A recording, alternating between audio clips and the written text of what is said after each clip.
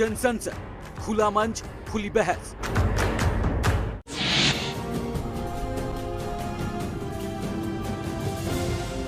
इस कार्यक्रम के प्रायोजक हैं iSwadeshi.com।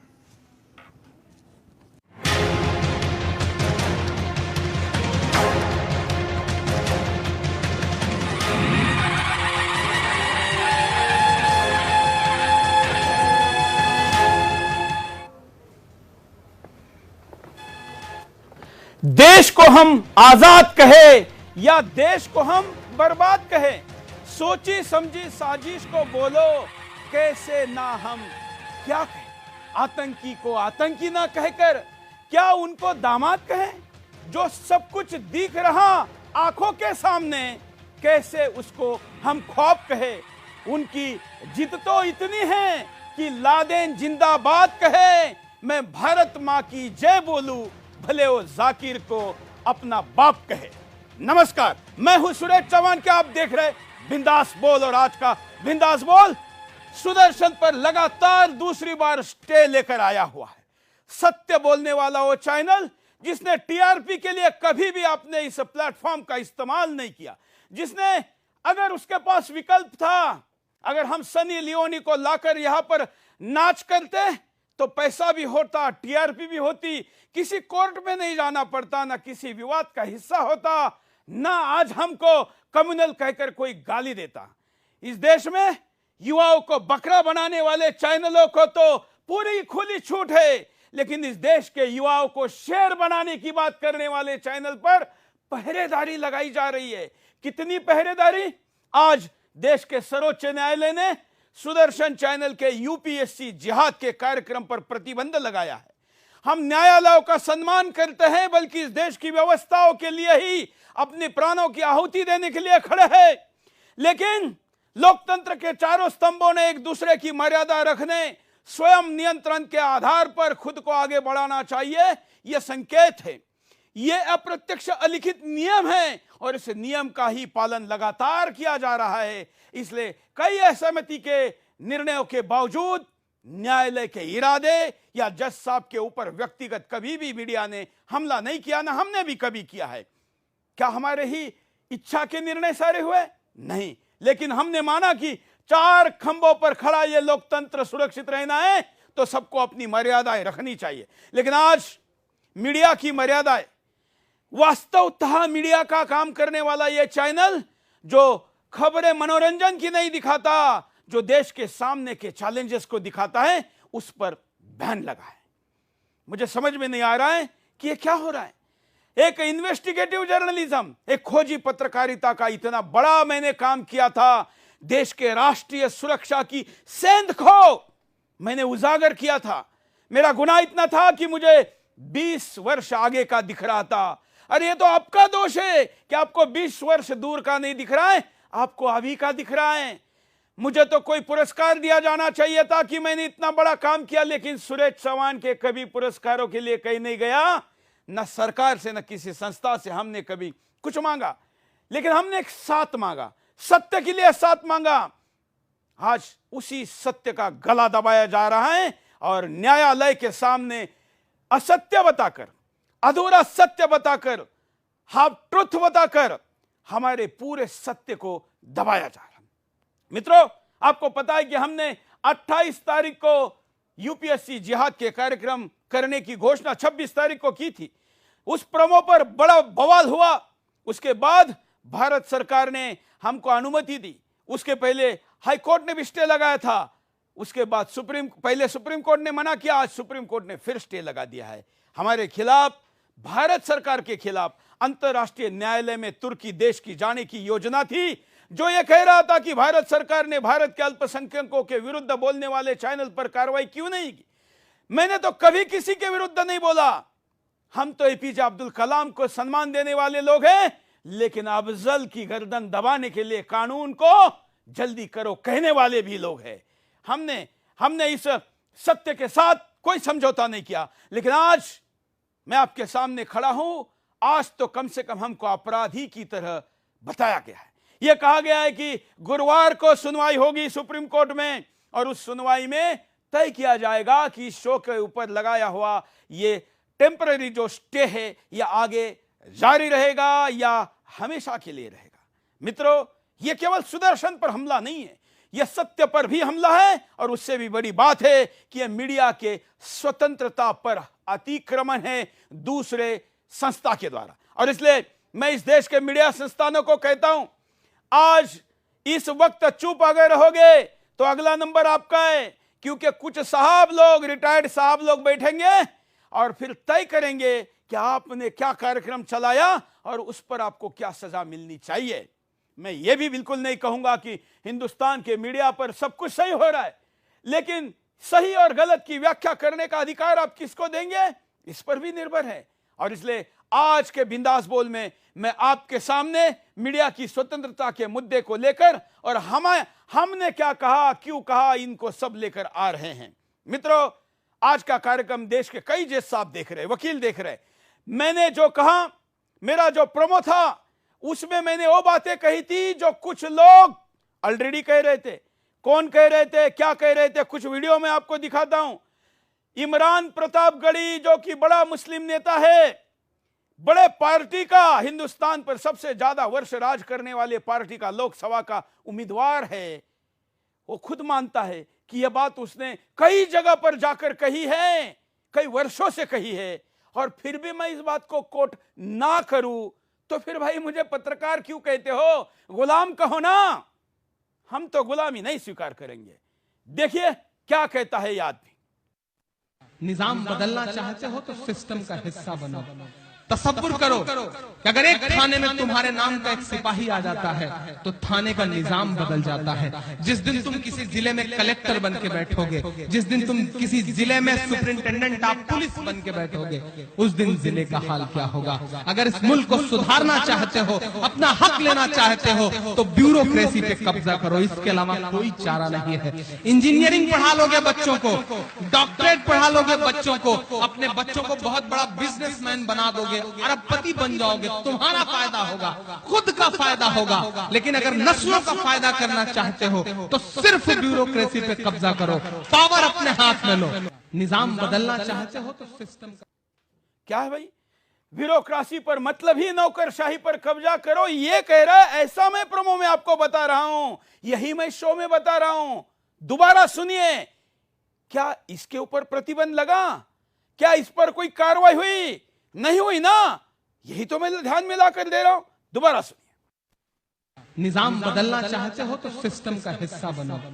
तसव्वुर करो कि अगर एक थाने में तुम्हारे नाम का एक सिपाही आ जाता है तो थाने का निजाम बदल जाता है। जिस दिन तुम किसी जिले में कलेक्टर बन के बैठोगे, जिस दिन तुम किसी जिले में सुपरिंटेंडेंट ऑफ पुलिस बन के बैठोगे, उस दिन जिले का हाल क्या होगा। अगर इस मुल्क को सुधारना चाहते हो, अपना हक लेना चाहते हो, तो ब्यूरोक्रेसी पे कब्जा करो, इसके अलावा कोई चारा नहीं है। इंजीनियरिंग पढ़ा लोगे बच्चों को, डॉक्टरेट पढ़ा लोगे बच्चों को, अपने बच्चों को बहुत बड़ा बिजनेसमैन बना दोगे, अरबपति बन जाओगे, तुम्हारा फायदा होगा, खुद का फायदा होगा। लेकिन अगर नस्लों का फायदा करना चाहते हो तो सिर्फ ब्यूरोक्रेसी पे कब्जा करो, पावर अपने हाथ में लो। निजाम बदल मतलब आज जो ब्यूरोक्रेसी में बैठा है वो कौन से नस्ल का है, यही तो हम पूछ रहे हैं ना कि आज बैठे हुए किस नस्ल के हैं और कौन सी नस्लों को लाना चाहते हो, कब्जा करके क्या करना चाहते हो। इस वीडियो को लेकर मैंने पहले दिन भी शो किया था, लेकिन आज न्यायालय में हमारा यह वीडियो नहीं दिखाया गया। एक वीडियो दिखाया गया जिसको मैं अभी यहां पर दिखाना चाहता हूं। यह वीडियो भी नहीं दिखाया गया, केवल एक क्लिप दिखाई गई और उस क्लिप में ग्राफिक को दिखाया गया और उस ग्राफिक में भी हमारा आवाज नहीं था। टीवी इंडस्ट्री का एक नियम है, इसको ऑडियो विजुअल इसलिए कहा जाता है क्योंकि इसमें दोनों चीजें हैं, और ये दोनों चीजों के बाद ही ये परिपूर्ण होता है। और दोनों चीजें दिखाई बगैर, मगर में ऑडियो कोई किसी को दिखाए उसका वीडियो नहीं दिखाए, या कोई उसका वीडियो दिखाए लेकिन ऑडियो नहीं दिखाए, तो उसकी पूर्ण व्याख्या नहीं होती। ध्यान रहे, विश्व के किसी भी टीवी चैनल पर जो ग्राफिक दिखाया जाता है वो शब्दों का पूर्णतः शब्द वहां लिखे नहीं जाते, उसका प्रमुख हिस्सा लिखा जाता है और उसका विश्लेषण ऑडियो में किया जाता है। हमने क्या कहा और कोर्ट में क्या दिखाया गया, यह क्लिप मैं यहां पर आपको दिखाना चाहता हूं। देखिए, उम्र का लाभ क्यों मिल रहा है? क्योंकि मुसलमान को ओबीसी का दर्जा दिया जा रहा है। बाबा साहब अंबेडकर जी ने तो यह दर्जा नहीं दिया ना।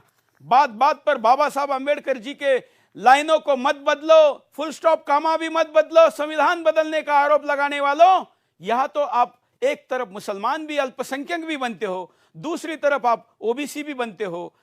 मुझे यह प्रश्न है, यह प्रश्न इसलिए भी बड़ा है, और मैं इस देश के तमाम ओबीसी नेताओं को, जो कई राज्यों के मुख्यमंत्री भी हैं, जिसमें शरद पवार से लेकर तमाम नाम आएंगे, क्योंकि इस पर मैं आगे भी कार्यक्रम करने वाला हूं, लिस्ट देने वाला हूं, मैं उनको पूछता हूं कि क्या यहां पर कोर्ट को यह कहा गया, जो कि कोर्ट ने अपने ऑर्डर में कहा है कि सुदर्शन ने कहा कि हिंदू की उम्र 32 और मुसलमानों की 35।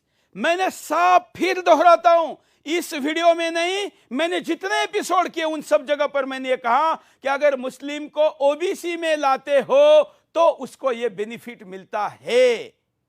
वहां पर जज और उनके सामने दलीलों में कहा गया कि ये तो सरकार की पॉलिसी है। तो क्या सरकार की पॉलिसी के ऊपर बोला नहीं जा सकता?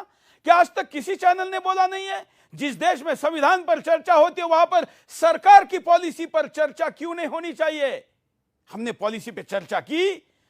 मैं साफ कर दूं कि हम अपने बोले हुए हर पूरे एपिसोड पर ही नहीं, एक एक वाक्य पर नहीं, एक एक शब्द पर ही नहीं, हमारे कॉमा और फुल स्टॉप पर पूर्णतः कायम है। हम कोई शब्द वापस नहीं ले रहे।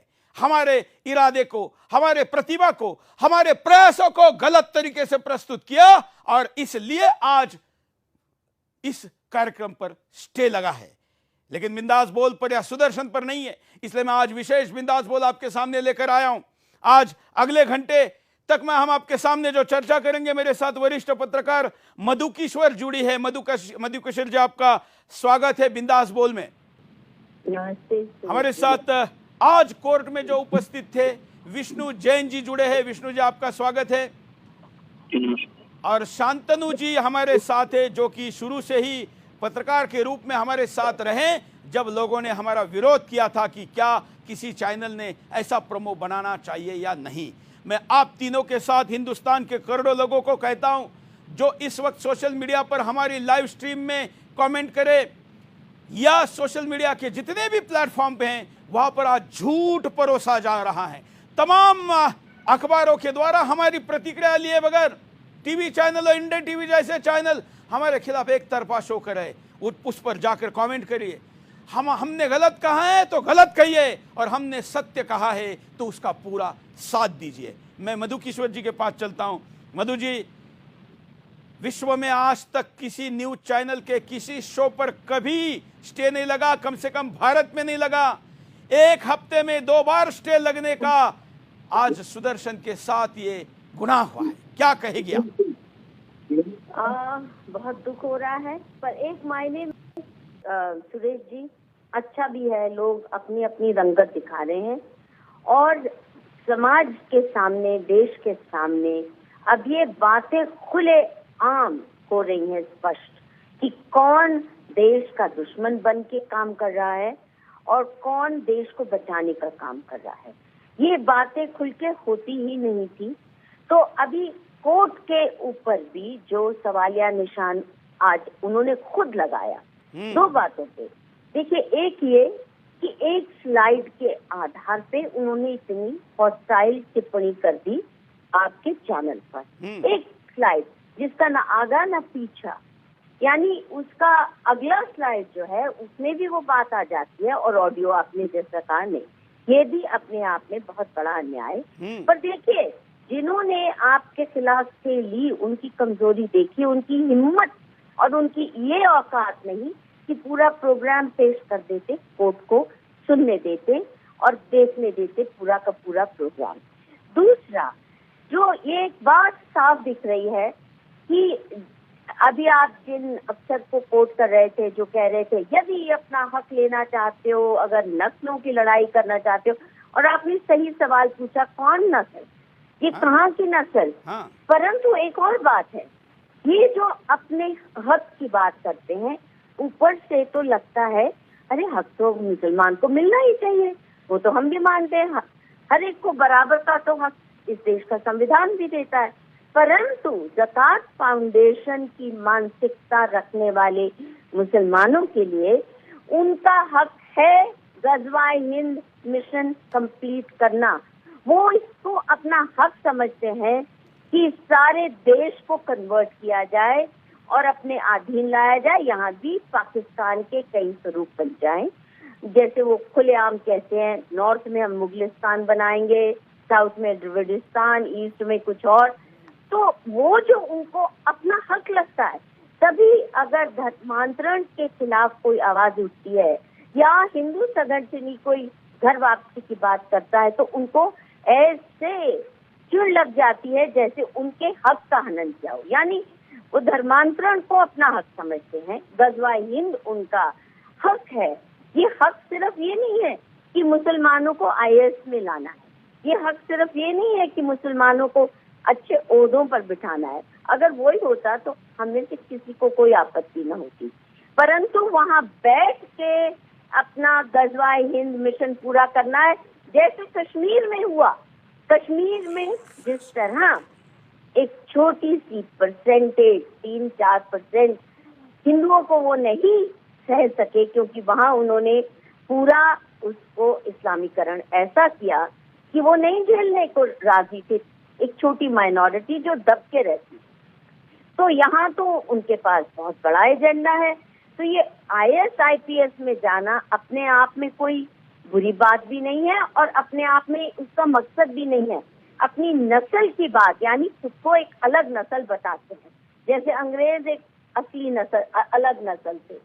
तो ये तो इंपीरियलिस्ट डिजाइन है, अपने को रूलिंग रेस बता के ये अपना गज़वाए हिंद मिशन पूरा करना चाहते हैं। उन सरकारी ओहदों पर बैठकर सरकारी तंत्र का इस्तेमाल कर कर, जैसे अभी भी करते आए, हजारों तरीकों से कोर्स, सिलेबस, हमारा एजुकेशन सिस्टम इनका हॉस्टेज है।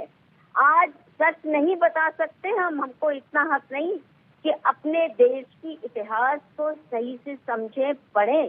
पूरा कब्जा पहले दिन से एजुकेशन मिनिस्ट्री पे इन्होंने किया, नेहरू ने काफी सारी एजुकेशन और कल्चरल मिनिस्ट्री। तो वहाँ बैठ के क्या करते हैं उसका अंजाम हम देख चुके हैं कि हमारा कोर्स, हमारा क्यूरिकुलम, हमारी cultural policy, education policy, economic policy, हर चीज पे इनको वीटो पावर। मधु जी, जो आपने बातें कही है, इन तमाम बातों को ये लोग कहेंगे कि मधु जी भी प्रोक कर रही थी, कानून तोड़ मरोड़ कर बोल रही थी, फैक्ट नहीं बता रही थी।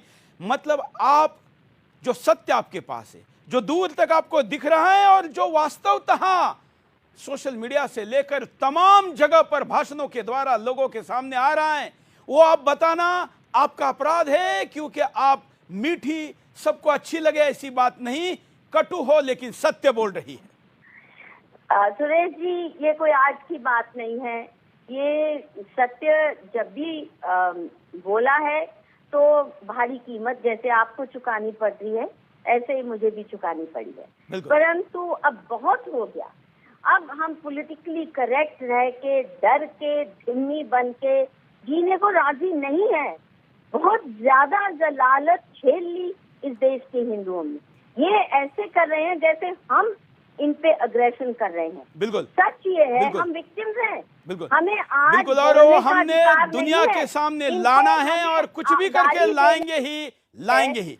मधुजा हमारे साथ आज कोर्ट में जो प्रस्तुत थे, और मैं दावे के साथ कहता हूं कि कम से कम 36 घंटों से उन्होंने नींद नहीं ली होगी, ऐसे विष्णु जैन जी हमारे साथ हैं जिन्होंने इतना सारा ब्रीफिंग आज किया। हालांकि उनको बोलने का मौका कम मिला, लेकिन जो हमारे वरिष्ठ अधिवक्ता थे उनके साथ विष्णु जी आज कोर्ट में थे। विष्णु जी, आप क्या बता पाएंगे जो बताना चाहिए, जो न्यायालय के सिस्टम में रहकर आप बता सकते हैं? देखिए, आज चैनल पे आया हूं तो बहुत ही स्वाभाविक है कि जितने लोग चाहते हैं कि सुदर्शन चैनल और बिंदास बोल का कार्यक्रम ना चले, वो सब हमें मॉनिटर कर रहे होंगे। तो और कभी भी पहले भी मैं जब भी कोई भी चैनल पे गया हूं तो मैंने कोई ऐसी बात नहीं बोली है जो कानून का उल्लंघन हो, और आज भी नहीं बोलूंगा। मैं आज आपके सामने बहुत स्पष्ट रूप से एक तथ्य रखना चाहता हूं। जब हमारे द्वारा वरिष्ठ अधिवक्ता मिस्टर श्याम दीवान आज अपीयर हुए थे, उन्होंने आर्ग्यू किया था। और जब ये बहस आज कोर्ट के सामने छिड़ी थी कि एक स्लाइड दिखाया गया, जो अभी आपने भी विवरण किया, जिसमें एज गलत है और अलग अलग स्लाइड दिखाई गई, तब कोर्ट के सामने हमारे वरिष्ठ अधिवक्ता ने भी ये पक्ष रखा कि सुदर्शन चैनल ने बराबर ये बात कही है कि सारे एपिसोड्स 1 से लेकर 10 एपिसोड तक एंटायरिटी में देखे जाएं। किसी एक पर्टिकुलर स्लाइड को या 1 मिनट के वीडियो को काट के अगर पेश किया जाता है तो वो सही नहीं है। ये बात सुप्रीम कोर्ट के सामने हमारे वरिष्ठ अधिवक्ता ने रखी।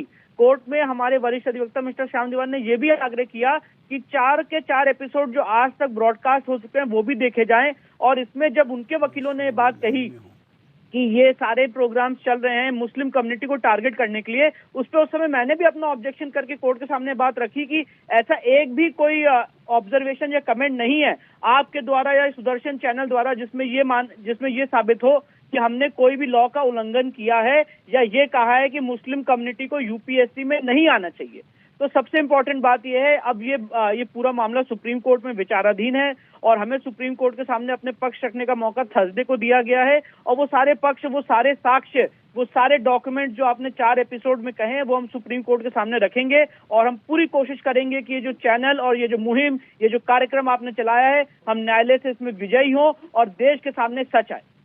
विष्णु जी, हमने भी यहाँ पर लाइव स्ट्रीम देखी कोर्ट की, उसमें देश के भारत सरकार के वकील या भारत सरकार के जिनको सॉलिसिटर जनरल कहा जाता है मेहता जी, उन्होंने कहा कि कोर्ट ऐसा करके ऐतिहासिक गलती करने जा रही है, इसके लिए वास्तवतः इंस्टीट्यूशन है, स्ट्रक्चर है, उनको निर्णय करने दीजिए। देखिए, मेरे सामने एक जजमेंट है और मैं चाहूंगा जितने लोग हैं यहाँ पे और जो व्यूअर्स हैं वो चाहे जजमेंट को नोट भी कर सकते हैं। ये जजमेंट है, इसको मैं चाहूंगा कि थोड़ा इसको जूम भी कर दिया जाए। और ये साइटेशन है, ये मैं नहीं कह रहा हूँ, आपके लेफ्ट में लीजिए, आपके लेफ्ट में। हाँ जी, हाँ, क्या क्लियर आ रहा है ये? हाँ आ रही है, आप थोड़ा पास में लीजिए। और जी हाँ, अब आप इसको पढ़ के बताइए, बस रिकॉर्ड कर दीजिए आपने। हाँ ठीक है। ये 2018-13 SCC पेज 440, इस केस का नाम है common cause versus union of India. ये 3 जजेस का जजमेंट है, जस्टिस केहर, जस्टिस सीजे और जस्टिस चंद्रचूड़, जो आज भी बेंच में थे। अब इस जजमेंट में सबसे इम्पोर्टेंट बात यह है, जब ये डिस्प्यूट उठा था कि क्या मीडिया को हम बांध सकते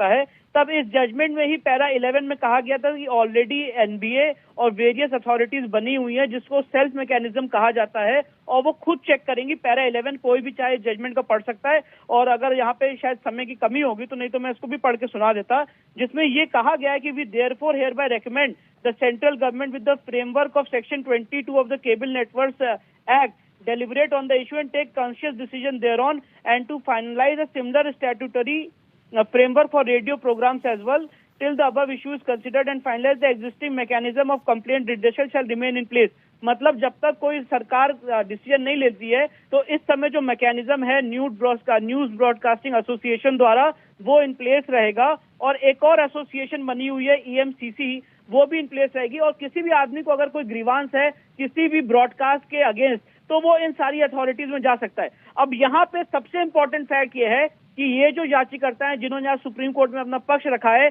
इनमें से किसी ने भी, मैं ये बात बहुत दावे से कहना चाहता हूँ, किसी ने भी इन एसोसिएशंस को और इन अथॉरिटी को अप्रोच नहीं किया है। इन्होंने अप्रोच नहीं किया है और उस मैकेनिज्म के ऊपर रिप्रेजेंटेशन या वहां पे कोई दावा नहीं रखा गया है और सीधे सुप्रीम कोर्ट में एक याचिका दायर की गई फिरोज इकबाल खान द्वारा, जो कहते हैं वो एक एडवोकेट हैं और इसलिए वो चाहते हैं सुदर्शन चैनल के कार्यक्रम बंद किए जाएं। तो मेरा सवाल है, सबसे इंपॉर्टेंट ये है कि जब सुप्रीम कोर्ट का एक जजमेंट है जो ये कहता है कि चैनल को रेगुलेट करने के लिए खुद की सेल्फ कंट्रोलिंग बॉडी बनी हुई है एनबी और EMCC, तो अब अगर सुप्रीम कोर्ट इस क्वेश्चन में जा रही तो डेफिनेटली सुप्रीम कोर्ट के हर एक सवाल का हम जवाब देंगे, डिटेल में जवाब देंगे कि इन 4 एपिसोड्स में क्या था, आगे के 6 एपिसोड्स में हम क्या दिखाने वाले हैं, कैसे ये राष्ट्रीय सुरक्षा का मुद्दा है और इसमें क्या क्या ऐसी बातें हैं जिसमें फॉरेन फंडिंग हुई है, ओवरसीज से फंडिंग हुई है और जो आपने 4 एपिसोड्स में दिखाया वो सारी बातें हम सुप्रीम कोर्ट के सामने रखेंगे।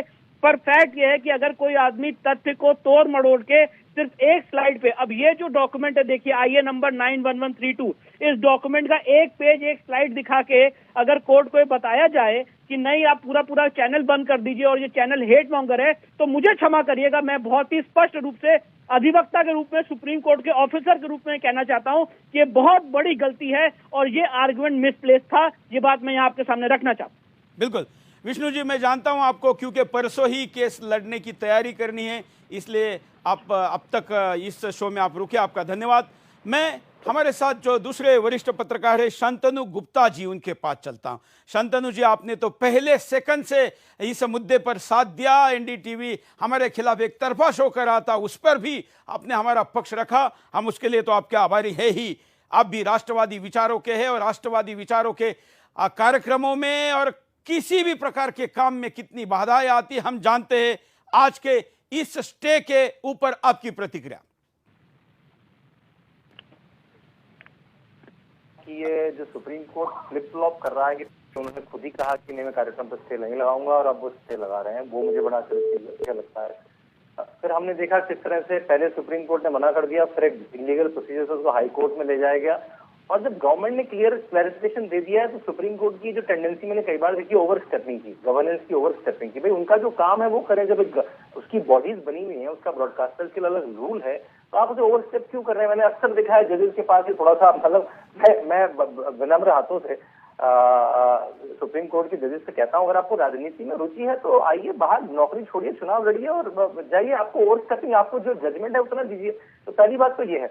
देखिए, जो पहले बात कही गई कि यहाँ पे ये बात नहीं हो रही किसी को मुस्लिम के आईपीएस आईएएस बनने से दिक्कत है, लेकिन अगर वो किसी तरकीब के अंदर से आ रहे हैं, जैसे आपने स्टेटमेंट सुनाया, ऐसे ही जो ज़कात फाउंडेशन के प्रेसिडेंट है सैयद जफर मोहम्मद, वो क्या कहते हैं कि अगले 35 साल में मुस्लिम लड़के लड़की पीएमओ पे कब्जा करने। किस बात का कब्जा होना है? आप किसके देश में रह रहे हैं? अभी तो कुछ दिनों पहले आप सीए के लिए नागरिकता के लिए झगड़ा कर रहे थे, आपको कब्जा किस पे करना है? देखिए, जो इनकी गजनमे हिंद की जो सोच है वो आज तक मरी नहीं है। जिन्ना इनको देके गए थे इनके यहाँ, और अम्बेडकर जी नहीं, अम्बेडकर जी को बहुत कोट करते हैं, आधा कोट करते हैं। अम्बेडकर की आप किताब पढ़िए, पार्टीशन वाली जो उन्होंने लिखी है, history of Indian partition of India, उसमें दारुल इस्लाम और दारुल हरब के बारे में बहुत डिटेल में लिखा गया कि दारुल हरब का मतलब है हाउस ऑफ एनिमी, और अभी ये लैंड जिसमें इस्लाम का शरिया नहीं लागू है, उसकी सब मुसलमानों के लिए वो हाउस ऑफ एनिमी है, ऐसा कहा गया है। और दारुल इस्लाम वो तब बनेगा जब आप उसे कब्जा कर लेंगे, और इसकी बातें हमें दिखती नहीं है। डेमोग्राफी में चेंज कर रहा है, जो हमने कैराना में देखा।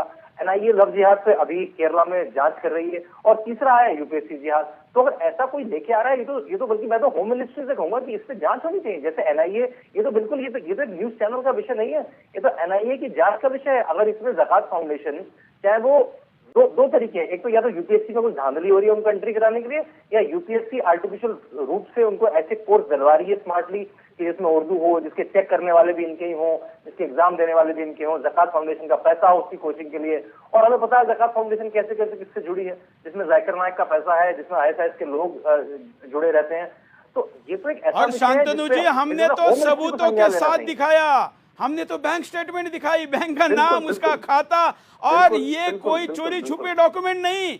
हमने एफसीआरए भारत सरकार के वेबसाइट से लेकर बताया, हमने जो भी कंटेंट दिखाया उसका सोर्स बताया। लेकिन इतना बड़ा रिसर्च, इतना इन्वेस्टिगेटिव जर्नलिज्म हजम नहीं होता। हमारे देश में सनी लियोनी चाहिए, वो चैनल पर तालियां पड़ेगी। फूफा को मजाक करने वाला दादी की, क्या अभी मैं क्या बोलूं, मतलब मधु जी, कभी कभी लगता है कि सत्य के साथ खड़े होने की यह सजा। सुरेश जी, सत्य के साथ खड़े होने की सजा तो मिलेगी ही हमें। साल तक चुप्पी साधे रहे, और हमें इतना गुलाम मानसिकता में परस्त कर दिया कांग्रेस की हुकूमतों ने, लेफ्ट के इन्फ्लुएंस में, लेफ्ट और जो ये देश के टुकड़े करने वाले अन्य संगठन हैं, तो इन्होंने इतना हम पे इंटेलेक्चुअल टेरर इस्तेमाल किया। क्योंकि मैं तो एकेडेमिया से हूँ, तो मैं आपको बता सकती हूँ कि कितनी घुटन का माहौल, कितनी सफोकेशन का माहौल है। अगर आप एकेडेमिया में हैं और अगर आप किसी भी इम्पोर्टेंट संस्था में, यूनिवर्सिटी में, डिपार्टमेंट में, अच्छे कॉलेज में भी नौकरी चाहते हैं, तो आपको बिल्कुल झूठ का ही आवरण पहनकर, इनके गुलामी कर इंटेलेक्चुअल गुलामी कर ही इस देश में जीना पड़ता है। इनको आदत ही नहीं है, क्योंकि हमको गुलामी जिस तरह थोपी गई, इक्की दुक्की पहले तो आवाजें आती थी। अभी सोशल मीडिया की वजह से आवाजें बढ़ी हुई हैं, फिर आप जैसी टीवी चैनल ने एक कंसोलिडेट किया है तो इसलिए घबराए हैं। बिल्कुल। परंतु मैं ये 1 मिनट सुरेश जी, जब आप 2 दिन बाद जब सुप्रीम कोर्ट में पूरी बहस होनी है और आप जब रखेंगे सारा एविडेंस जो आपके पास, हजारों डॉक्यूमेंट्स आपके पास हैं जो इनके टेरर लिंक्स एस्टैब्लिश करते हैं, वो आपके एलिगेशन नहीं, वो इन्हीं के द्वारा, इन्हीं के सूत्रों द्वारा एक्नॉलेजमेंट है इनके टेरर लिंक्स की। तब मुझे लगता है कि सुप्रीम कोर्ट जजेस को पता नहीं कौन सा आईने में जाके अपनी शक्ल देखनी पड़ेगी कि वो आपकी सुनने को तैयार नहीं, जब आप इतने गहन चार्जेस लगा रहे हैं। आपको छोटे मोटे चार्जेस ये नहीं आप कह रहे कि इतने मुसलमान क्यों भर्ती हो गए, आपका मेन मुद्दा है इतने मुसलमान जो ज़कात फाउंडेशन जिसके टेररिस्ट ऑर्गेनाइजेशन से लिंक हैं और गहरे संबंध, घनिष्ठ संबंध हैं, उसके द्वारा ट्रेंड कैसे लोगों को भर्ती किया जा रहा है और उसमें किस तरह की पार्शियलिटी हो रही है, कैसे इंटरव्यूज में घपलाबाजी हो रही है, कैसे पार्शियलिटी का माहौल, यानी पूरे सिस्टम पे तो ऑलरेडी इनका कब्जा है। अभी तो मेजॉरिटी हुए नहीं है IAS ऑफिसर, तब भी आप देखिए यूपीएससी पर कितनी बड़ी सेंध है जो कि इनके कैंडिडेट्स को 5 मिनट की इंटरव्यू में सबसे ऊंचे हिस्टोरिक नंबर्स मिलते हैं और जिस तरह सिलेक्शन हो रही है उस पर किस तरह डिस्टॉर्शन हुई है उन प्रोसीजर्स पे। आप ये बातें उठा रहे हैं कि ये टेरर लिंक की बात है, ये मुसलमान होने की बात नहीं है। कोई सहज मुसलमान जो अपने मेरिट के बलबूते पे आ रहा है, ना आपको कोई आपत्ति है ना मुझे कोई आपत्ति है, परंतु ये उस रूट से नहीं आ रहे। ये रूट अपने लिए अलग सुरंग इन्होंने सेंध लगाई हुई है और सुप्रीम कोर्ट जब आपके डॉक्यूमेंट्स को देखेगी, जो कि एक बार कोर्ट के रिकॉर्ड में हो गए तो पब्लिक डॉक्यूमेंट्स बन जाते हैं, फिर तो कोई भी उसे पब्लिश भी कर सकता है, कहाँ तक रोकेंगे? तो तब क्या मुंह दिखाएंगे हमारे जजेस जो इतना आपके विरोधी फैसला इतने कड़े शब्दों में हॉस्टाइल फैसला, ताकि ये दुनिया भर में प्रचार कर सके, अरे देखिए भारत के सुप्रीम कोर्ट ने कह दिया कि सुदर्शन टीवी तो भड़का हुआ है, ये है वो है, ये एंटी मुस्लिम है। वो उनको 2-4 लाइनें चाहिए थी जो सुप्रीम कोर्ट ने उन्हें तश्तरी में परोस दी। परंतु जब आप एविडेंस लेके आएंगे, जो मुझे मालूम है आपके पास भरपूर एविडेंस, 9 प्रोग्राम के लिए ना आप तो 90 प्रोग्राम कर सकते हैं। बिल्कुल बिल्कुल कर सकता हूं, मालूम है, बिल्कुल कर सकता हूं जी। तो तब देखेंगे ये कहाँ अपना मुंह छुपाएंगे ये सब लोग, क्योंकि ये लड़ाई तो रुकने वाली है। वैसे मधु जी, मैंने पिछले कार्यक्रम में भी कहा था कि बकरे की अम्मा कब तक खैर मनाएगी, लेकिन बार बार कार्यक्रम को रोकने के बाद एक व्यथा मन में आती है कि आखिर ऐसा क्यों। हाँ सुदर्शन सुरेश जी, अभी आप ये शब्द इसलिए ना इस्तेमाल कीजिए क्योंकि इनको बकरों को कत्ल भी करना आता है और हमको बकरा बनाना भी आता है। इनकी ताकत का गुमान आपको भी है और मुझे भी है, और हम इनको अंडर एस्टिमेट न करें। खुलेआम सीएए के दौरान ये क्या कह रहे थे, भारत के शहरों को जला देंगे और जलाने की हिम्मत है, नॉर्थ ईस्ट को काट के रख देंगे हिंदुस्तान से। वो करने की इनके पास, क्योंकि जो खून खराबा से नहीं बचते लोग, और जो खून खराबे के हम हमेशा पस्त हो जाते हैं क्योंकि इनके लिए कोई कानून की मान्यता नहीं है, और खून खराबा इनको अपना हक लगता है, मजहबी हक लगता है ज़कात फाउंडेशन जैसे संगठन। बिल्कुल मैं नहीं कह रही हूँ हर मुसलमान को, परंतु ज़कात फाउंडेशन की मानसिकता वाले हर संगठन को खून खराबा करना, इस देश को तोड़ना, इस देश में पूर्णतः धर्मांतरण करना, हर मंदिर को तोड़ना, वो उनको अपना हक लगता है। तो इसलिए please don't under estimate them, और हम संभल से ही चले क्योंकि इनकी न्यूसेंस वैल्यू, इनकी ताकत, इनके इंटरनेशनल नेटवर्क और विद इन द कंट्री इनके जितने स्लीपर सेल्स हैं और जगे हुए सेल्स भी हैं, और ब्यूरोक्रेसी में इनकी पकड़, हर सतह पर इनकी ऑलरेडी पकड़ बन चुकी है। 70 साल में इन्होंने सिस्टमैटिकली यही किया। पार्टीशन बनाने के बाद जो मूर्खता हो गई इस देश के नेताओं से, कांग्रेस के नेताओं से, उसका खामियाजा हम भुगत रहे हैं। परंतु इनके तो हक में गया हर चीज। अब इनको आदत नहीं है जवाब सुनने की, क्योंकि कभी इनसे सवाल जवाब, महात्मा गांधी जी ने भी इनसे सवाल जवाब नहीं किए। नेहरू तो खैर इनकी गुलामी करते थके नहीं, पर इनको आदत नहीं है कि हम बराबरी का हक मांगने की जरूरत करें। आज हालत ये है कि हिंदू मांग रहा है, प्लीज मेरे देश में मुझे कम से कम बराबरी का हक दे दो। जो हक इनके पास है, जो मुस्लिम समुदाय तथा कथित माइनॉरिटी खुद को मानता है 20 करोड़ स्ट्रॉन्ग होने के बावजूद, उतने तो हक हमें भी दे दो। कम से कम इस देश में तो हमें हक देने चाहिए। पाकिस्तान में तो हम हक मांगने की औकात नहीं रखते, बांग्लादेश में हम हक मांगने की, या टर्की में या सऊदी में, कम से कम हिंदुस्तान में तो हिंदू को उतने हक दे दो जो मुस्लिम्स और क्रिश्चियंस को दे दिए। ये भी कहना पाप है। इसको भी ये कहते हैं कि आप नफरत फैला रहे हैं। पर किसी भी मापदंड पर देख लीजिए कि actually we are living as second class citizen. और आज सुप्रीम कोर्ट ने भी ये सिद्ध कर दिया कि as a Hindu we have to accept second class citizenship. इतना हॉस्टाइल जजमेंट कभी नहीं देते ज़कात के खिलाफ जितना हॉस्टाइल जज ऑर्डर आज सुप्रीम कोर्ट ने सुदर्शन टीवी के खिलाफ किया है, जबकि राष्ट्रीय सुरक्षा का मुद्दा है, बिल्कुल, जबकि टेरर लिंक का मुद्दा। बिल्कुल बिल्कुल। मैं आपके पास दोबारा आता हूँ मधु। मैं वीडियो दिखाना चाहता हूँ लोगों को। देखिए, मैंने जिन संदर्भों के आधार पर कहा, एक वीडियो सोशल मीडिया पर बड़ी संख्या में एक काला कोट पहना आदमी, इसका नाम अभी तक हमको नहीं मिल पाया है, लेकिन आपको भी पता हो तो हमको जरूर बताइए। लेकिन ये जो बोल रहा है, क्या इस पर प्रश्न नहीं उठता है? देखिए, बहैसियत उम्मत आप ये तय कर लें कि हम हर साल एजुकेशन में अपना टारगेट पूरा करेंगे। बाबरी मस्जिद का कज़िया आप हार गए इसलिए कि वकील आपके नहीं थे, यकीन मानिए। नौजवान जेलों के अंदर बंद हैं और उनका कोई पुरसाने हाल नहीं, और आगे ये वक्त आने वाला है कि कोई भी हिंदू आपका केस नहीं लेगा, और ऐसे मुशाहदात हो चुके हैं। क्यों नहीं आप टारगेट पैदा करते कि हम बहैसियत मजमूई तौर पर पूरी उम्मत इस्लामिया हिंदिया मिलकर 5 से 10 हज़ार एडवोकेट हम कोर्टों के अंदर दाखिल कर देंगे।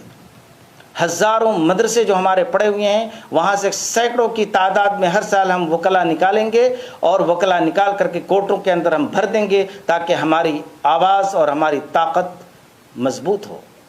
क्यों नहीं आप ये टारगेट करते कि हर साल कम से कम 5000 पूरे हिंदुस्तान में कहीं ना कहीं पुलिस के अंदर हम अपने नौजवानों को भर देंगे, और इस टारगेट को हम अचीव करेंगे। क्यों नहीं आप ये टारगेट बनाते हैं कि हम पूरे साल में कम से कम 100 IAS पैदा करेंगे। आपके नाम आते हैं 15-20, आपकी तादाद 14% है, और 20 से काम नहीं चलने वाला। आप क्यों नहीं ये टारगेट करते हैं कि पूरे हिंदुस्तान में डॉक्टरी का जो पेशा है वो मुसलमानों का पेशा बन जाए?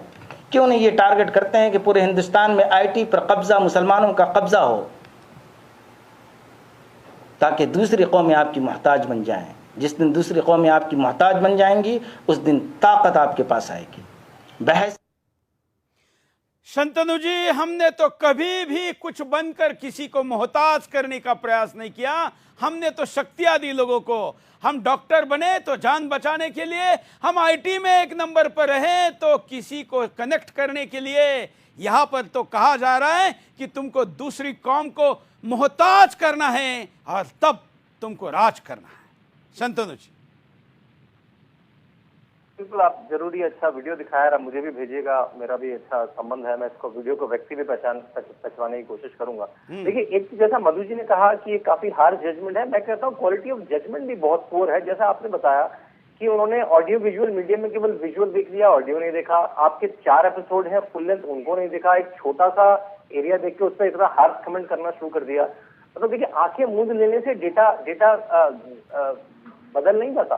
मैंने आपके पिछले कार्यक्रम में भी कहा था, जैसे मैंने आपका पहला कार्यक्रम का जब प्रोमो आया था, जब मुझे खुद भी कार्यक्रम नहीं पता था, तो मैंने अपने कुछ डेटा साइंटिस्ट मित्रों से पूछा कि भाई ऐसे आप डेटा में कैसे कैसे जांचते हैं। तो उन्होंने सबसे पहली बात कही, बैंक में मेरे कुछ मित्र हैं जो बड़े बड़े जो फ्रॉड का काम देखते हैं कि कब बैंक में फ्रॉड नोटिस होता है, तो कहते हैं भाई कभी भी अगर किसी डेटा में सर्ज होता है या नॉर्मल लो आता है तो वहां पे फ्रॉड का इंडिकेशन होता है। अगर आपके अकाउंट में सैलरी के हर महीने 50,000 रुपए जाते हैं और एकदम से वो 2 करोड़ रुपए आ गए तो बैंक के लिए वो एक ट्रिगर है कि भाई फ्रॉड हुआ है। मैंने कहा सुरेश जी वो इंगित कर रहे हैं, अगर कोई एक डेटा आर्टिफिशियली ऊपर जा रहा है उसको स्टडी करिए। और उसमें तो आप कह रहे हैं अगर उसमें ज़कात फाउंडेशन का लिंक है, उसमें जाकिर नाइक का पैसा छोड़ा है, तो वो तो होम मिनिस्ट्री का काम है। तो मैं तो दो ही दरखास्त करूंगा। पहला तो होम मिनिस्ट्री से दरखास्त करूंगा कि ये केस अपने अंदर लें, यूपीएससी शायद उनके अंदर में आता है, जो पूरी विधा है। और दूसरा सुप्रीम कोर्ट से कहूंगा कि ओवर स्टेपिंग छोड़ दें। आपके पास वैसे ही लाखों केस पड़े हैं, आप लोग गर्मी की छुट्टी में भी चले जाते हैं कहीं घूमने, आप उसको उन केसों को सॉल्व करें और ओवर स्टेपिंग ना करें। जब ब्रॉडकास्टिंग मिनिस्ट्री ने कह दिया कि कार्यक्रम चलेगा तो कार्यक्रम को चलने दें और इसको पब्लिक डोमेन में आने दें। और आईपीएस फाउंडेशन, बल्कि आपको अगर कुछ प्रोमोटो करना भी है तो आईपीएस एसोसिएशन, तो जहां तक मेरी जानकारी है पुलिस और आर्मी को किसी तरह की एसोसिएशन बनाने की कोई आजादी नहीं है। आईपीएस एसोसिएशन देखिए कि वो वैदिक है नहीं है और उस पर वो कमेंट्री करती है आके, और उसमें देखिए अगर आपको करना है तो। और ये जो दारुल इस्लाम, दारुल हरब, ये जो चल रही है विदा गजनवे हिंद, मैं अपने सभी मुस्लिम भाइयों को कहूंगा ऐसा देश आपको नहीं मिलेगा। देखिए आपके मूवी स्टार हैं शाहरुख खान, आपकी इंडस्ट्री में आपको बहुत मुस्लिम मिल जाएंगे, आपको जर्नलिज्म में मुस्लिम मिल जाएंगे, आपको कोई एक विधा ऐसी नहीं है जहाँ पे आपको मुसलमान नहीं मिलेगा। यहाँ पे तो सबको अपॉर्चुनिटी है भाई। आप किसी और देश में बता दीजिए, आप पाकिस्तान में बता दीजिए कितने हिंदू उनकी क्रिकेट की टीम में है। एक हिंदू था उसे भी कन्वर्ट करना पड़ गया, उसने उनकी ब्यूरोक्रेसी में है, कितने उनके पॉलिटिशियन है। आप बांग्लादेश में बता दीजिए। हमारा अमेरिका में एक अगर हिंदू भारतीय मूल का आदमी बन जाता है तो पेपर में फ्रंट खबर आती है। और भारत में तो आपको बिल्कुल आजादी है, आप जिस क्षेत्र में बनेंगे। हमारी क्रिकेट के कैप्टन थे मोहम्मद अजहरुद्दीन। कहाँ पे आपको अगर आपकी कैपेबिलिटी है, आप उसे अपने आप को अलग एंटिटी क्यों देख रहे हैं आज भी? आप ये क्यों नहीं कहते कि जैन क्यों नहीं पहुंचे उतने, सिख क्यों नहीं पहुंचे उतने, अगर आपको माइनॉरिटी की इतनी चिंता है तो नहीं। और शंतनु जी एक ध्यान में यहाँ रखना चाहिए कि अगर सारी बड़ी कम्युनिटी अपने लोकतांत्रिक अधिकार केवल चुनकर आने में मानेगी और वही दावा करेगी कि जितने हम हैं उस अनुपात में हम लोकसभा में पहुंचने चाहिए, तो हिंदुस्तान की बाकी सारी माइनॉरिटी, कोई भी माइनॉरिटी कहीं पर भी लोकसभा की सीट नहीं जीत के ला सकती। तो फिर तो उनका रिप्रेजेंटेशन होगा ही नहीं। सुरेश जी देखिए, मुझे लगता है कि मुझे सबसे दुख होता है कि कभी मुस्लिम जनता को उनका एक लीडर नहीं मिला। उनको ओवैसी मिले, उनको आजम खां मिले, जो बस चाहते थे कि किसी तरह से वो उनको एक विक्टिम कार्ड खेलें, उनको दिखाएं कि आप कैसे मरने वाले हैं, ये आपको मारने वाला है, ये सरकार आपको पीटने वाली है, आपके हक छीनने वाली है। जबकि देखिए सचर कमेटी जैसी रिपोर्ट मैंने अपनी किताब में लिखा भी है, वो बिल्कुल बॉचअप रिपोर्ट है। मैं आज नेशनल मीडिया में कह रहा हूँ, बॉचअप रिपोर्ट है। जानबूझ के एक नैरेटिव प्रेजेंट किया गया है। 2004 में सबको पता लगा, CSDS जिसमें मधुकिशोर जी भी जुड़ी हैं, उन्होंने डेटा दिया कि मुसलमानों ने बहुत खुल के वोट दिया कांग्रेस को। कांग्रेस ने तो उनको कैसे उनको धन्यवाद किया जाए, एक सचर कमेटी बिठा दी। और सचर कमेटी के सचर जी ने खुद कहा है कि उसका रिप्रेजेंटेशन जो उन्होंने डेटा पॉइंट्स दिए बहुत मिनिमल है। और उसमें भी ज़कात फाउंडेशन जैसे लोग जुड़े थे, उन्होंने एक नैरेटिव क्रिएट कर दिया मुसलमानों के साथ बुरा हो रहा है। ज़कात फाउंडेशन का अध्यक्ष, आज जो ज़कात फाउंडेशन है उसका अध्यक्ष ही तब प्रधानमंत्री मनमोहन सिंह के OSD के तौर पर था। वही व्यक्ति आज अध्यक्ष है और 40 में से 27 लोग जो IAS में गए, उन UPSC में गए, उनका वो मेंटर है। और उसी का प्रेजेंटेशन दिखाकर हमने कहा कि ये राष्ट्रीय सुरक्षा का खतरा है, लेकिन हम अपराधी हो गए। अब देखिए, यह हैदराबाद के दो भाई अपराधी नहीं है जो क्या क्या नहीं कहते। देखिए ये वीडियो। मैं चाहता हूं कि हमारे मुसलमान IAS बने, IPS बने, IRS बने, IFS बने। सियासी मैदान पे हम लड़ते हैं, लेकिन हमारी फाइल्स को दबा दिया जाता है, इसलिए क्योंकि वो IAS, IPS, IFS की कुर्सी पर मेरा अपना कोई भाई नहीं है, गैर है, तो उसको दबा देता है। मैं यहां लगूंगा, इसलिए जरूरी है। मैं चाहता हूं कि हमारे मुसलमान IAS बने, IPS बने, IRS बने, IFS बने। सियासी मैदान पे हम लड़ते हैं, लेकिन हमारी फाइल्स को दबा दिया जाता है, इसलिए क्योंकि वो IAS, IPS, IFS की कुर्सी पर मेरा अपना कोई भाई नहीं है, गैर है, तो उसको दबा देता है। मैं यहां लगूंगा, इसलिए जरूरी है। मैं चाहता हूं जो सांसद है, ये तो विधायक है, लेकिन सांसद है, 2-3 बार सांसद है, वो भी यही कहता है, जिस पर कोई कार्रवाई नहीं है। देखिए, फौज में या पुलिस में आज कितने आईपीएस ऑफिसर हैं हमारे मुल्क में मुसलमान? 14% हमारी आबादी और 3% भी आईपीएस ऑफिसर नहीं है। अगर पूरी पुलिस फोर्स को ले लिया जाए मुल्क में तो 6.27% बनता है। इसका जिम्मेदार मैं हूं। आप हुकूमत किए, इख्तिदार की कुर्सियों पर आप बैठे, मंत्री आप बने, हर चीज का फायदा आप उठा लिए। फौज में या पुलिस में आज कितने आईपीएस ऑफिसर हैं हमारे मुल्क में मुसलमान? 14% हमारी आबादी और 3% भी आईपीएस ऑफिसर नहीं है। अगर पूरी पुलिस फोर्स को ले लिया जाए मुल्क में तो 6.27% बनता है। इसका जिम्मेदार मैं हूं। आप हुकूमत किए, इख्तिदार की कुर्सियों पर आप बैठे, मंत्री आप बने, हर चीज का फायदा आप उठा लिए। मैं सोशल मीडिया पर देश भर से आने वाली तमाम प्रतिक्रियाओं को देख रहा हूं। मधु जी के पास चलता। मधु जी, सोशल मीडिया पर मेजॉरिटी लोग हैरान हैं इस फैसले के बाद और सुदर्शन का साथ देने की बात करें। मधु जी। बिल्कुल देंगे सुदर्शन का साथ सुरेश जी, क्यों नहीं देंगे? ये हमारे सर्वाइवल का सवाल है। आज अगर ये ओवैसी भाई, ज़कात फाउंडेशन के जो नेतागण, जिस दिन पूरी हुकूमत, अभी तो इनके पास वीटो पावर आ चुकी है, जिस दिन पूरी हुकूमत इनकी हो गई, हम तो बचेंगे नहीं। वही हाल होगा जो कश्मीरी पंडितों का हुआ या मेरे जैसे परिवारों का। पाकिस्तान में हम उजड़ के आए, यहाँ बसने मजबूरी से। तो अब इसके बाद कहाँ जाएंगे? अब तो कोई जगह भी नहीं है। इंडियन ओशन में ही के लिए जाएंगे क्या, अगर हमें कन्वर्जन नहीं चाहिए? दूसरा, देखिए कितना झूठ बोलते हैं कि विक्टिमहुड का नैरेटिव देखिए गजब का। एक बोल रहे थे वो सज्जन, कोई हिंदू आपके लिए वकालत नहीं करेगा, आपको मुसलमान वकील ही उतारने पड़ेंगे। अरे बड़े बड़े वकील जिनकी फीस तो क्या उनके घर की चपरासी की तनख्वाह भी में हम नहीं अफोर्ड कर सकते। बड़े बड़े वकील कपिल सिब्बल जी, इंदिरा जयसिंह जी, वृंदा ग्रोवर जी, पूरी फौज है इनके पास, खड़ी हो जाती है इनके सोहराबुद्दीन जैसे टेररिस्ट को भी डिफेंड करने। और उस टेररिस्ट की एनकाउंटर किलिंग के एवज में हमारे देश के मुख्यमंत्री थे जब नरेंद्र मोदी, और वहाँ के गृह मंत्री अमित शाह को जेल तक पहुंचाने वाले इन्हीं के लिए खड़े होते हैं। हमें से कितनों की औकात है कि ऐसे वकीलों को हम खड़ा कर सके। वो जो दीवान है, क्या नाम, राजीव धवन, वो कितना फीस लेते हैं? और करोड़ों रुपया फीस लेने वाले कॉलिन गोंसाल्विस जैसे, जिनको अभी पता चला है 50 करोड़ लाया गया, उनके पास पैसा दिया गया ताकि वो सीए के स्टोन पेल्टर्स और वहाँ उनके जो टेररिस्ट थे नेटवर्क जो दंगे फैला रहे थे उनको डिफेंड करने के लिए उनको 50 करोड़ रुपए, ये अभी खुलासा हुआ। तो ये कैसा विक्टिमहुड नैरेटिव है कि जो जिन वकीलों के, बड़े बड़े वकीलों के चपरासी भी हम हायर नहीं कर सकते, वो इनके लिए खड़े हो जाते हैं। और फिर भी ये कहते हैं आपके लिए कोई हिंदू वकील नहीं खड़ा होगा। दूसरा, ये जो मुझे लगता है एक इस बात से भी इस वक्त ये दलित हुए हैं कि जो इनकी टारगेटेड कम्युनिटी है, दलित को इन्होंने पूरी तरह से, जिनको एसटी कम्युनिटी कहा जाता है, ये ना दलित हमारी परंपरा का शब्द है, ना एसटी हमारी। एसटी अंग्रेजों का दिया हुआ छुपा हुआ लेबल है। उन्होंने ही किसी को बैकवर्ड बनाया और फिर उनको अंग्रेजी शासन से पहले किसी को बैकवर्ड कम्युनिटी या दलित कम्युनिटी नहीं कहा जाता था इस देश में।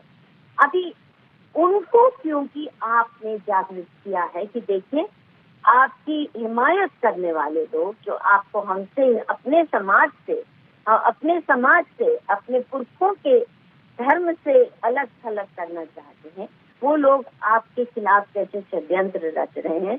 आपकी रिजर्व सीट पर कैसे कब्जा करने का सुनियोजित प्लान ही नहीं बनाया, कब्जा कर भी चुके हैं। इस चीज से भी बौखलाए हैं क्योंकि हिंदू समाज को तोड़ के ही ये हमारे ऊपर राज कर सकते हैं। और तीसरी बात, ये जो अभी भाई मेरे कह रहे थे IPS association, I think we should clarify, कोई आईपीएस एसोसिएशन ने स्टेटमेंट नहीं दी। आईपीएस फाउंडेशन जो एक एनजीओ है वो इनके लिए बोल रहा है कि कैसे एनजीओ पे कैसे कब्जा करते हैं, चाहे वो पुलिस ऑफिसर द्वारा, रिटायर्ड ऑफिसर्स द्वारा बनाई गई फाउंडेशन हो। ये तुरंत खड़े हो गए इनके लिए। इतने बड़े बड़े मुद्दे उठे, मैंने कभी नहीं देखा आईपीएस फाउंडेशन को इस तरह से खड़े होके लोहा लेते हुए। तो आप देखिए इनके लिए फिल्म जगत, सारे बॉलीवुड के स्टार्स खड़े हो जाते हैं। 800 से 1500 सिग्नेचर देने वाले बड़े बड़े प्रोफेसर ग्लोबली जो सिग्नेचर कैंपेन, चाहे मोदी को वीजा ना दिया जाए, चाहे हिंदुस्तान में इंटॉलरेंस का झूठा प्रचार किया जाए, चाहे और कोई भी इस देश के खिलाफ मुहिम चलानी हो, करीब 1500 तथाकथित इंटेलेक्चुअल्स तो इनके किराए के भाड़े पे हर वक्त खड़े हैं, कभी भी साइन दे देंगे। और मुझे लगता है वो भी फिर दूर नहीं, जब इनकी पिटीशन में अगर माँ बहन की गालियां भी हो तो वो 1500 के 1500 फिर भी साइन कर देंगे, क्योंकि बिना देखे, बिना माइंड अप्लाई किए इनके पास बड़े बड़े दिग्गज फॉरेन यूनिवर्सिटीज में सीनियर प्रोफेसर इनके पेरोल पे काम करते हैं या इनकी दहशत में काम करते हैं, जो कि तुरंत अपना नाम और हस्ताक्षर इनको देने को तैयार हो जाते हैं मिनटों में। 1500 सिग्नेचर करने के लिए इनको तो 1500 मिनट नहीं लगते। तो आप सोचिए, और वो भी ग्लोबल बड़े बड़े नामों के, ग्लैमरस नामों के। मधु जी, तो ये फिर भी ये विक्टिमहुड नैरेटिव करते हैं। विक्टिम तो हम हैं भाई, पिटे रहे हैं सैकड़ों साल तक, और देश आजाद हुआ तो हमने सोचा यहाँ तो कम से कम उजड़ के आए हैं पाकिस्तान से, यहाँ तो चैन की सांस लेंगे। परंतु यहाँ भी पाकिस्तान एक नहीं, दो नहीं, कितने बनाने की इनकी पूरी मंशा, प्लानिंग तैयार है, नक्शे तैयार हैं, और हम फिर भी सोए रहे। तो लानत है हमसे।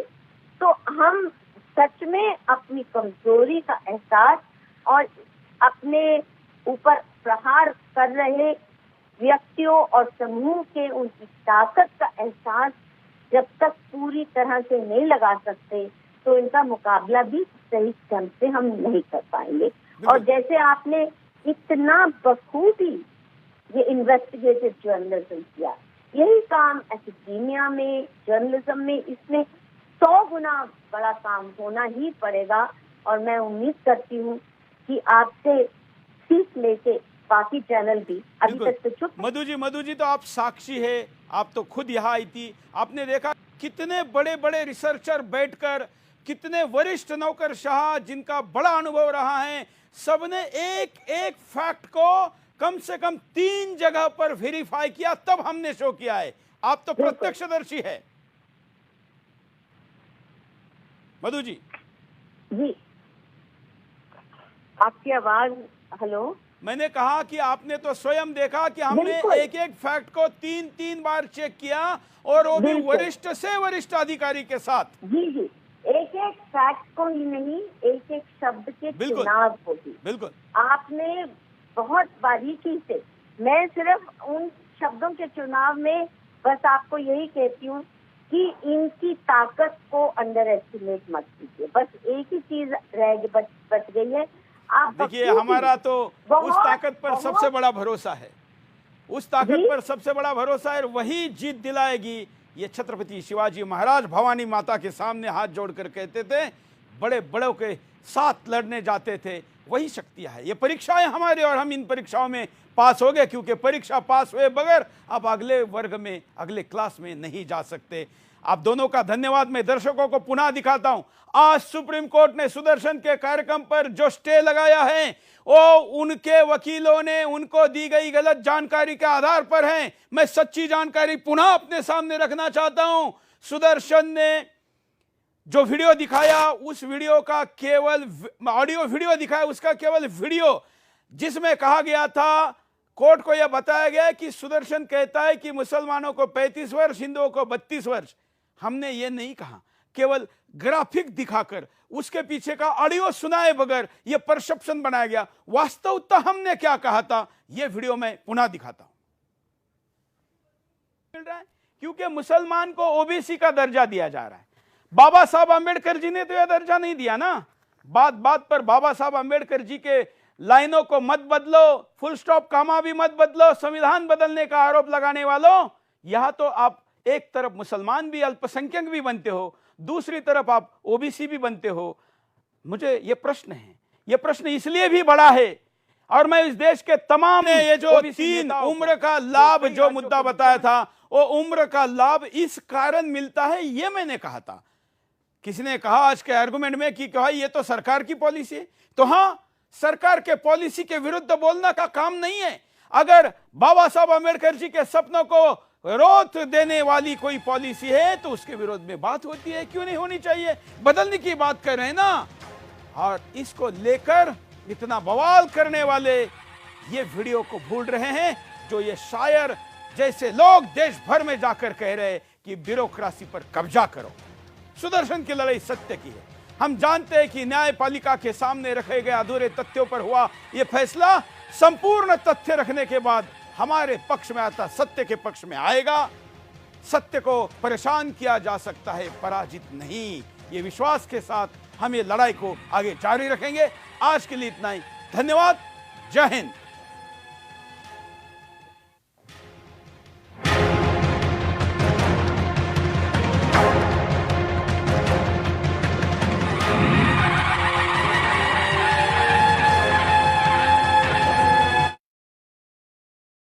घुटना, कंधा या कमर, चाहे जैसा हो दर्द, डॉक्टर ऑर्थो आपको देता है दर्द से पूरी आजादी, एक भरपूर जिंदगी। पढ़ता है, खेलता है, झूलता उछलता है, दौड़ता कभी कभी दौड़ कराता है, आगे आगे बढ़ता है इंडिया अमूल।